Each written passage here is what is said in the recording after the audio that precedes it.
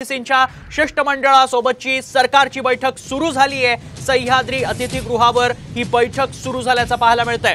लक्ष्मण हाकेंच्या मागण्यांसंदर्भात सह्याद्री अतिथीगृहावर बैठकीला सुरुवात झाली आहे। विविध ओबीसी नेते या बैठकीला उपस्थित आहेत। तसंच मुख्यमंत्री एकनाथ शिंदे आणि उपमुख्यमंत्री अजित पवार यांच्या उपस्थितीत या बैठकीला सुरुवात झाल्याचं पाहायला मिळतंय। ओबीसी शिष्टमंडळ आणि सरकारची बैठक सुरू झाली आहे। आताच्या क्षणाची अत्यंत महत्त्वाची आणि मोठी बातमी, एक्सक्लुझिव्ह दृश्य देखील आपण बघतोय।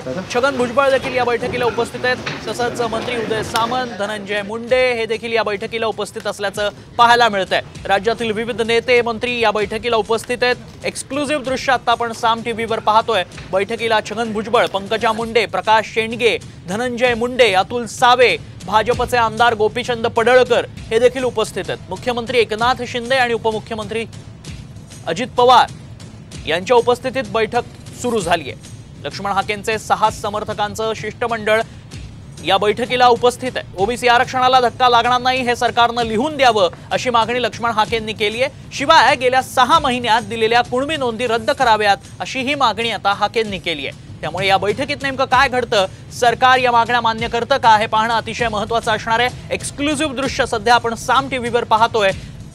सरकार आणि शिष्टमंडळात बैठकीला सुरुवात झाली आहे। या क्षणाची मोठी बातमी आपण बघतोय आणि या संदर्भातल्या बित्तम बातमी आपण साम टीव्हीवर सातत्याने पाहतोय। बैठकीत काय घडतंय त्याचे क्षणाक्षणाचे अपडेट साम टीव्ही तुमच्यापर्यंत पोहोचवतंय। आताच्या क्षणाची मोठी आणि महत्त्वाची बातमी आता आपण साम टीव्हीवर बघतोय। 54 लाख नोंदी रद्द करा असं एकीकडे हाकेंनी म्हटलं, त्यावर जरांगेंनी पलटवार केलाय। जरांगे आक्रमक झाल्याचं त्यानंतर पाहायला मिळालंय।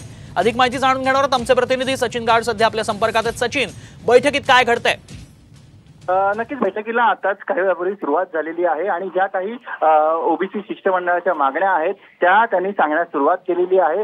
या बैठकीचा उद्देश हा केवळ ओबीसी मागण्या, ओबीसीच्या ज्या काही मागण्या आहेत तेवढंच नव्हे तर त्यांना जे काही मराठा समाजाला कुणबी आरक्षण नव्याने देण्यात आलेलं आहे, ज्या 54 लाख नोंदींची माहिती आहे आणि त्या आधारावर आरक्षण देण्यात आलंय, ते कोणत्या आधारावरती दाखल देण्यात आलेलं आहे, ते किती म्हणजे योग्य पद्धतीने देण्यात आलेलं आहे हे देखील त्यांना समजवायचा आज सरकारचा प्रयत्न असेल। सगळे सरकारचे वरिष्ठ अधिकारी देखील इकडे उपस्थित आहेत आणि आरक्षण कोणत्या आधारावरती देण्यात आलं हे पटवण्याचा इकडे त्यांना प्रयत्न केला जाईल। एवढंच नव्हे तर ज्या लक्ष्मण हाके यांच्या मागण्या आहेत की मराठा आरक्षणाला कोणताही धक्का लागणार नाही हे त्यांना लिखितमध्ये हवंय, त्या संदर्भात देखील या बैठकीमध्ये चर्चा आता काही वेळातच सुरू होईल। नक्कीच सचिन, आणि क्षणाक्षणाचा अपडेट तुमच्याकडनं यावेळी घेत राहू। धन्यवाद आपण दिलेल्या सविस्तर माहितीसाठी।